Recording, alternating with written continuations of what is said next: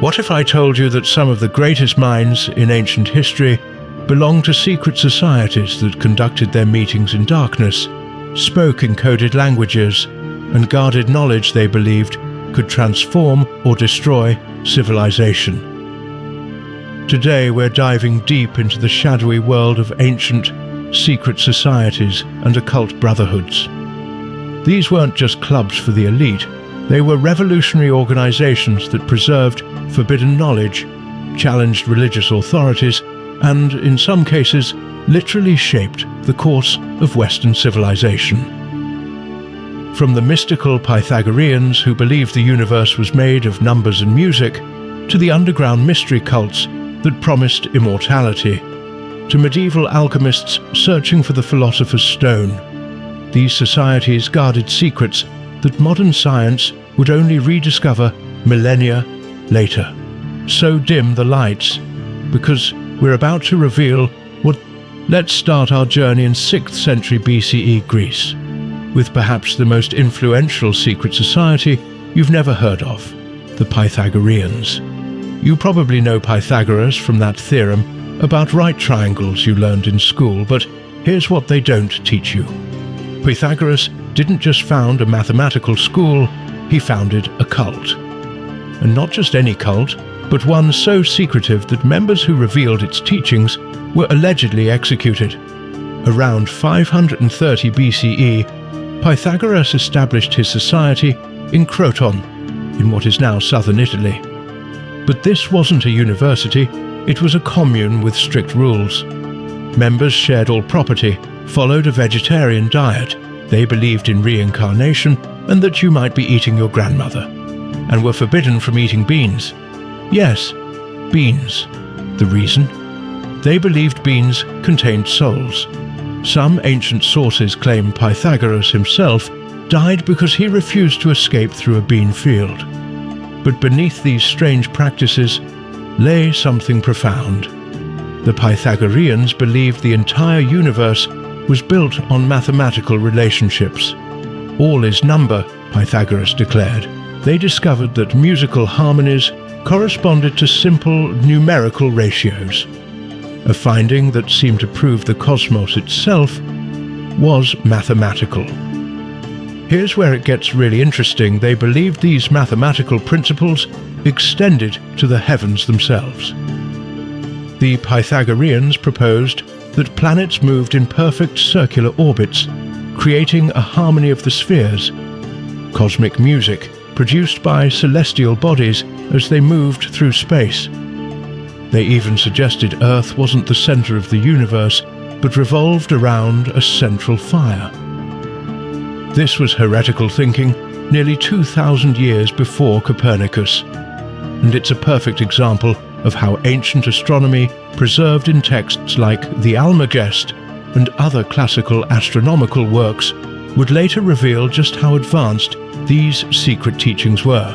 If you want to dive deeper into how ancient peoples mapped the stars and developed these cosmic theories, I highly recommend exploring classical astronomy texts.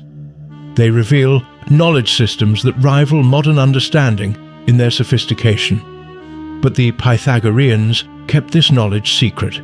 New initiates underwent years of silence, literally not speaking, just listening to the master's teachings from behind a curtain.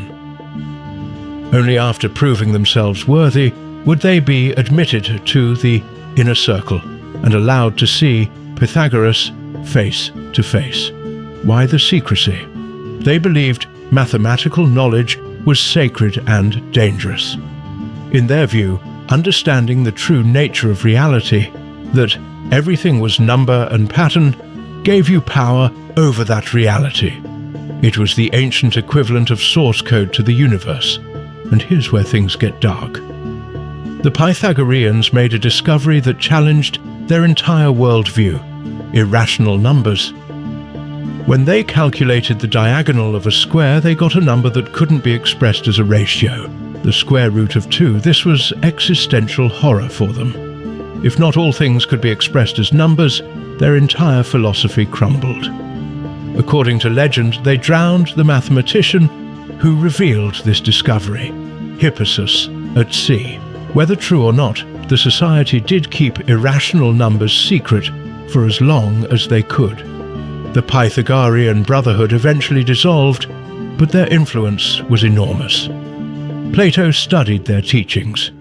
Their mathematical mysticism influenced early Christianity, and their vision of a mathematically ordered cosmos would echo through the centuries, ultimately vindicated by modern physics. Now let's travel to Eleusis, near Athens, home to what might be the most successful secret in human history, the Eleusinian Mysteries. For nearly 2,000 years, from around 1500 BCE to 392 CE, these rites were performed annually. Thousands of initiates experienced them, including philosophers like Plato, politicians like Cicero, and emperors like Marcus Aurelius. And here's the remarkable thing: despite lasting 2 millennia and initiating countless people, we still don't know exactly what happened in the inner sanctum. The penalty for revealing the mysteries: death, and people took it seriously. What could be so powerful that it remained secret for 2,000 years? The mysteries promised something radical, a blessed afterlife. In the ancient Greek worldview, the afterlife was grim for everyone, a shadowy existence in Hades, regardless of how you lived. But initiates of Eleusis were promised something different. As the Homeric Hymn to Demeter states, "Blessed is he among mortal men who has beheld these things. But he that is uninitiated and has no part in them, never has a share in such things, even when departed beneath the murky gloom." What we do know is this: the mysteries involved a journey. Initiates walked 14 miles from Athens to Eleusis in a great procession. They fasted. They drank a special potion called kykeon, possibly containing psychoactive ingredients derived from ergot, a grain fungus chemically similar to LSD. Then, in the telesterion, the great hall of initiation, something happened. Ancient sources speak of things shown, things said, and things done. There was dramatic reenactment of the myth of Demeter and Persephone, the goddess who descended to the underworld and returned, symbolizing death and rebirth. There were sacred objects revealed. There may have been visions. One account from a Christian bishop trying to discredit the mysteries accidentally preserves what might have been the climax. A priest holding aloft a single ear of grain in silence. That's it, an ear of wheat. But think about the symbolism. A seed goes into the dark earth and dies. But from that death springs new life. The grain suggested the soul's journey. Death wasn't an end, but a transformation, a planting before a new harvest. Combined with fasting, sensory overload, the kykeon, and the power of collective ritual, this simple symbol apparently created life-changing experiences. Initiates emerged, transformed, no longer fearing death. Interestingly, the mysteries were timed to the agricultural calendar, which was itself determined by celestial observations. The greater mysteries occurred in the month of Boedromion, September-October, tied to the autumn equinox and the descent of Persephone to the underworld, a mythologized explanation for winter. This wasn't coincidental. Ancient peoples understood that the stars governed the seasons, and the seasons governed life and death. Astronomical observation wasn't just practical, it was spiritual. Books on ancient astronomy reveal how precisely these cultures tracked celestial movements, using the sky as both calendar and cosmic map. The priests of Eleusis were likely skilled astronomers, timing their rituals to celestial events to maximize their spiritual power.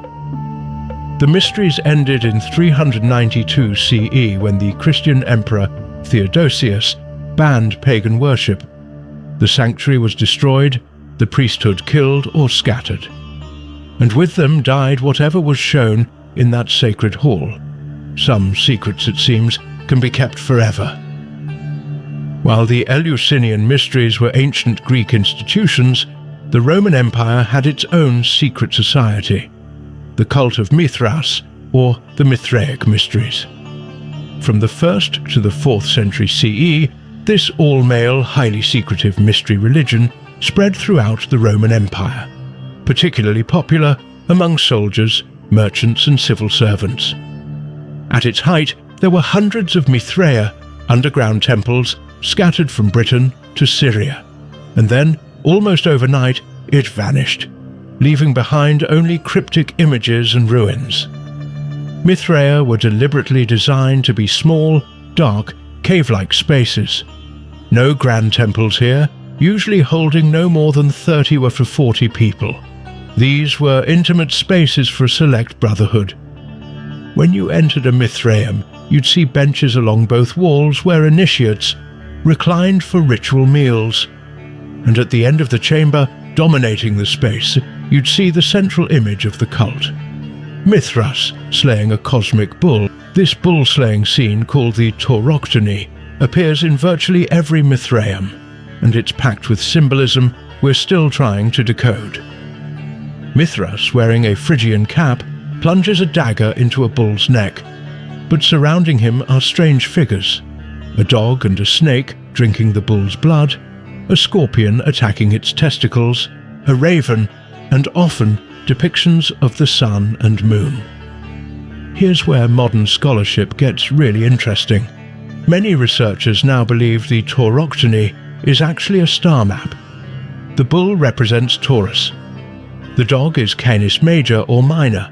The snake is Hydra. The raven is Corvus. The scorpion is obviously Scorpio.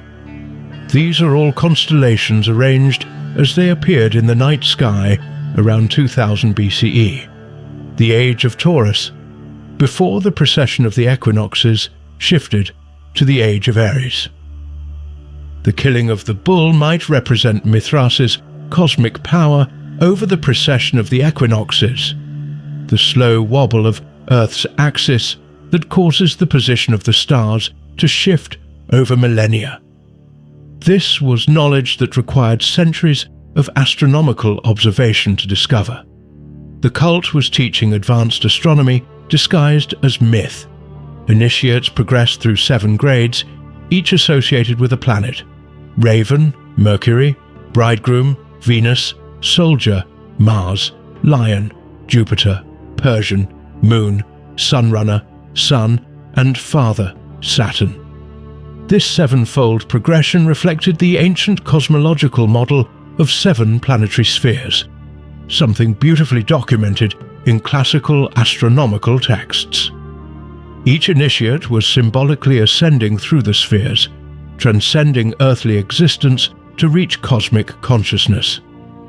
Rituals involved ordeals. Initiates might be blindfolded, bound, made to cross fake chasms, while initiates made noise to disorient them. One floor mosaic shows a ladder with 7 rungs, each made of a different metal, corresponding to the planets. This was the ladder souls climbed after death. Why the secrecy? The Mithraic Mysteries demanded absolute discretion. We have almost no written records of their teachings because they were transmitted orally, member to member, in those dark underground chambers. Why? Partly because mystery religions believed knowledge was transformative only if properly contextualized through ritual. Partly because exclusivity created value. This was knowledge not everyone could have. But also because the cult taught a cosmology, potentially at odds with official Roman religion, and later with Christianity. The idea that souls were trapped in matter, that the cosmos was a prison from which knowledge could free you, that there were powers beyond the traditional gods. This was dangerous thinking. When Christianity became the Roman state religion, Mithraism was suppressed. Temples were destroyed or buried, texts burned, initiates forced to convert or practice in secret. By the 5th century, it had almost completely disappeared. Today we're left with ruins and images, trying to reconstruct a religion that deliberately left no instruction manual. Our next secret tradition takes us to Hellenistic Egypt, where Greek philosophy merged with Egyptian mysticism to create one of the most influential occult traditions in Western history, Hermeticism. At the heart of Hermeticism is a legendary figure, Hermes Trismegistus, thrice great Hermes. He was supposedly a fusion of the Greek god Hermes and the Egyptian god Thoth, both associated with writing, magic, and secret knowledge. The Hermetic texts claim Hermes Trismegistus was an ancient Egyptian priest who possessed all the wisdom of the universe. In reality, the Hermetic corpus was written by multiple anonymous authors between the 2nd and 3rd centuries CE. But the legend proved more powerful than the reality. The core Hermetic text, the Corpus Hermeticum, contains dialogues between Hermes and his students, revealing the nature of the cosmos, God, the soul, and how to achieve gnosis, direct spiritual knowledge. Key Hermetic principles include, as above, so below. The microcosm reflects the macrocosm. Understanding one helps you understand the other. Your body is a miniature universe. The universe is a gigantic body. All is mind. Reality is fundamentally mental or spiritual, not material. The physical world is a manifestation of divine thought. The 7 principles corresponding to the 7 planets, each governing different aspects of existence. But Hermeticism wasn't just philosophy, it included practical techniques. Astrology was central. Understanding planetary influences allowed you to work with cosmic forces rather than being blindly subject to them. And this is where astronomy becomes crucial. To practice Hermetic astrology, you needed to accurately calculate planetary positions, understand eclipses, track lunar phases, and map the fixed stars. Ancient astronomical texts weren't just scientific records, they were practical manuals for magical work. The precision with which Hellenistic astronomers could predict planetary positions is stunning, and that precision made their magical practice possible. Hermeticists also practiced alchemy, not just trying to turn lead into gold, but seeking spiritual transformation. The alchemical process was both literal chemistry and a metaphor for purifying the soul. There was also the urgy, rituals to invoke divine powers, create talismans, and ascend through the planetary spheres to unite with the divine. Hermetic knowledge was transmitted through carefully guarded lineages. Teachers chose students carefully, revealing higher teachings only when the student demonstrated readiness. Texts were written in symbolic language, incomprehensible to outsiders. Why the secrecy? Partly because Hermetic practices often conflicted with official religions, whether Roman paganism, Judaism, Christianity, or later Islam. Partly because practitioners believed premature revelation of sacred knowledge would profane it and harm the unprepared recipient. For centuries, Hermetic texts circulated in secret among small groups of practitioners. Then, in 1460, a monk brought a Greek manuscript of the Corpus Hermeticum to Florence. The city's ruler, Cosimo de' Medici, was so excited he ordered his translator, Marsilio Ficino, to stop translating Plato and translate Hermes first. Why? Because they believed Hermes Trismegistus was older than Moses and had predicted Christianity. They thought they were recovering the original divine wisdom from which all religions sprang. This triggered a Hermetic revival that influenced art, science, and philosophy. Renaissance magi like John Dee and Giordano Bruno practiced Hermetic magic. Early scientists like Isaac Newton studied alchemy. The Hermetic tradition went underground, but never disappeared, influencing Freemasonry, Rosicrucianism, and modern occultism. The irony is that modern scholarship has shown the Hermetic texts aren't ancient Egyptian at all. They're Greco-Roman, from the 2nd to 3rd centuries CE. but their influence on Western esotericism is undeniable, and many Hermetic insights have proven weirdly prescient. The interconnection of all things? Modern physics confirms it. The mental nature of reality? Quantum mechanics suggests observation affects reality. Holographic models where the part contains the whole? Surprisingly Hermetic. Perhaps those ancient Hermeticists, gazing at the stars through the lens of both ancient astronomy and mystical philosophy, glimpsed truths that science would later confirm in different language. Our final stop takes us to medieval Europe, where networks of alchemists formed secretive brotherhoods, communicating in coded symbols as they attempted to unlock the secrets of matter and spirit. When most people think of alchemy, they imagine charlatans trying to turn lead into gold. But medieval alchemists saw their work very differently. Yes, they sought to transmute metals, but the real great work was spiritual transformation. The philosopher's stone that could perfect metals was also the secret to perfecting the human soul. Solvi et coagula, dissolve and recombine, applied to both matter and spirit. Alchemists formed loose networks, sharing knowledge through correspondence, traveling between courts and universities, recognizing each other through coded language and symbols. They were the scientific underground of their age. Alchemical texts are notoriously difficult to decode. Why? Because alchemists deliberately obscured their work. They used multiple names for the same substance: green lion, crow's head, philosophical mercury, all referring to different materials or processes. They wrote in allegories: wedding chambers, dragons fighting, kings drowning in seas. The famous emerald tablet, attributed to Hermes Trismegistus himself, contains the entire alchemical philosophy in 12 cryptic lines. Generations of alchemists attempted to decode it. Why the obscurity? Partly to protect trade secrets, many alchemists made their living selling medicines or dyes. Partly to avoid persecution, the Church sometimes viewed alchemy as demonic. Partly because they believed truth had to be earned through struggle.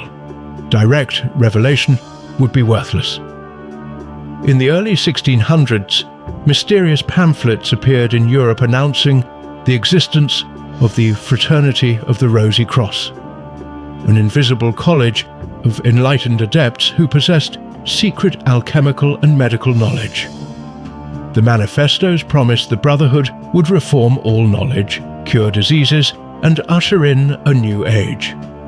They invited worthy seekers to join, but provided no contact information. Europe was electrified. Seekers searched desperately for the Rosicrucians. Were they real? No one knows. No one ever found them. Many historians think it was an elaborate hoax or metaphor. But real or not, the Rosicrucian furore inspired numerous secret societies. Groups claiming Rosicrucian lineage appeared across Europe. The symbolism influenced Freemasonry and modern occultism. Here's what's fascinating. While their spiritual claims were often nonsense, alchemists were doing real chemistry. They discovered new substances, developed laboratory techniques, and recorded careful observations. Alchemists discovered phosphorus, hydrochloric acid, nitric acid, and alcohol distillation. Their equipment, alembics, crucibles, furnaces, became the tools of modern chemistry. Their methodical approach to experimentation helped birth the scientific method, and their cosmological framework, influenced heavily by Hermetic philosophy and ancient astronomy, assumed a fundamental unity to nature, that celestial and terrestrial substances followed the same laws. This proved correct even if their specific theories were wrong. Figures like Isaac Newton spent as much time on alchemy as on physics. Robert Boyle, considered the father of modern chemistry, was deeply influenced by alchemical thought. The line between alchemy and chemistry was blurry well into the 18th century. Organized alchemical societies persisted into the 20th century, though mostly focused on spiritual rather than physical transformation. Some modern esoteric orders still practice ritual alchemy, but the great age of alchemical secrecy ended when chemistry emerged as a public science, when knowledge moved from hidden laboratories to published journals, from whispered secrets to peer review. Yet something was lost in that transition. The alchemists, for all their obscurity, saw the world holistically. Matter and spirit, earth and stars, laboratory and soul, all part of one great interconnected whole. Modern science gained precision but lost that sense of cosmic unity.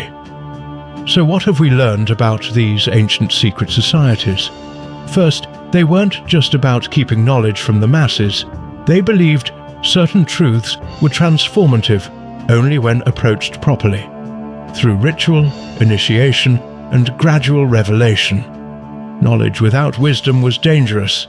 Second, many preserved genuine insights. The Pythagoreans anticipated mathematical physics. The Mithraic cult encoded advanced astronomy in their symbols. Hermeticists developed proto-scientific methods. Alchemists laid groundwork for chemistry. Third, they understood something modernity often forgets. That knowledge is not purely intellectual. These societies engaged the whole person, body, emotion, spirit, in the learning process. Truth wasn't just information to be downloaded, but experience to be lived. Finally, while specific beliefs varied wildly, they shared a vision of the cosmos as fundamentally meaningful, ordered and knowable through both reason and direct experience. Whether calculating planetary orbits documented in ancient astronomical texts or undergoing mystical visions, they sought the same thing: to understand our place in the grand pattern. Many of their secrets are now public. We can study Hermetic texts, view Mithraic temples, read alchemical manuscripts. Yet, in a sense, the deepest secrets remain hidden, not because they're forbidden, but because they can't be fully captured in words. They had to be experienced. These societies are gone, but their legacy persists. In Freemasonry, in modern occult orders, in the scientific method itself, in our enduring fascination with hidden knowledge and transformative wisdom. Perhaps the real secret is this: some truths must be sought actively, earned through effort, experienced directly. They can't be Googled. They require the seeker to become worthy of them. And maybe that's why these societies still fascinate us. They remind us that the pursuit of knowledge can itself be sacred. If you enjoyed this deep dive into hidden history, please like, subscribe, and hit that notification bell. What other ancient mysteries should we explore? Let me know in the comments. Until next time, keep questioning what you think you know about the past.